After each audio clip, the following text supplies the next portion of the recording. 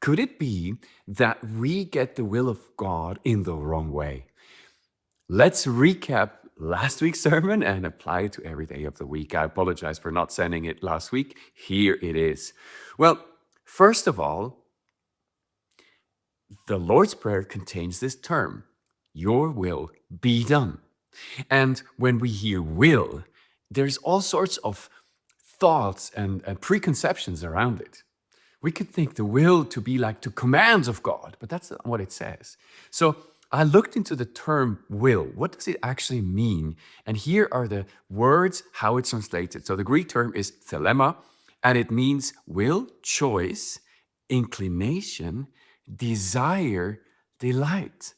So it's way more when somebody says, would you like some ice cream? And you go like, ooh, I would like that. Yes, I want that.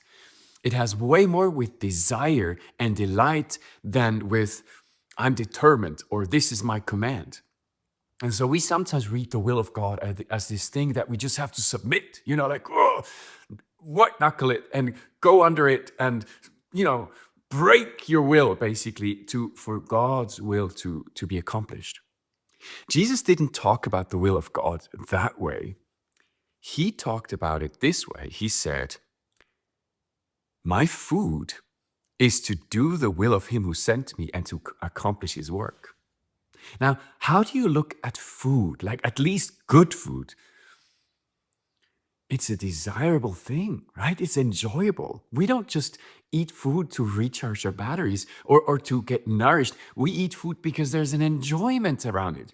Just fast for 1 week and you realize how much food is linked to joy. Now, this is really key because in the Garden of Eden, the first sin that happens is around desire and delight. When Eve looks at the tree, she says that it was a delight to the eyes. There it is again. And that it was desire to make one wise. Now, a key problem is that in the garden, just a few verses before, in Genesis 2, it says that every tree was delightful to look at and must have been amazing.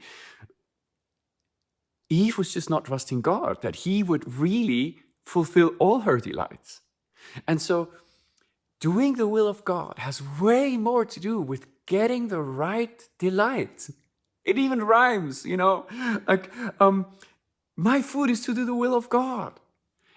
May we discover the joy and the happiness that comes out of being in the will of God. This is why we have to pray it. Now, you might be saying, not every time Jesus, thought it to be easy or felt, this is delightful. Yeah. I know in the garden, in the second garden, he basically breaks the curse of Eve when he says, not my delight, not my will, but your will, your delight be done. And he submits to the will of God and he goes to the cross. Now, let me, just think this through. In Hebrews, it says that Jesus did this because of the joy that was set before him. So the will of God was always that Jesus would not just suffer for eternity, it was that he would get something even greater. And so when Jesus submitted his own will to the will of God, in the garden, he already had in view that something behind the cross was waiting for him that must be better. If God is wanting for him to go through this horrible thing, well, then God has something better on the other side. The will of God, first of all, it starts with learning how to enjoy the things of him, applying our hearts to the will of God, realizing that he's a good Father. He wants our things to be great and he wants our lives to be full of joy. And when it gets tough and when we have to submit, well, then there's a joy that is behind the obedience, behind us submitting our own desire, our own, whatever we feel is delightful to the will of God.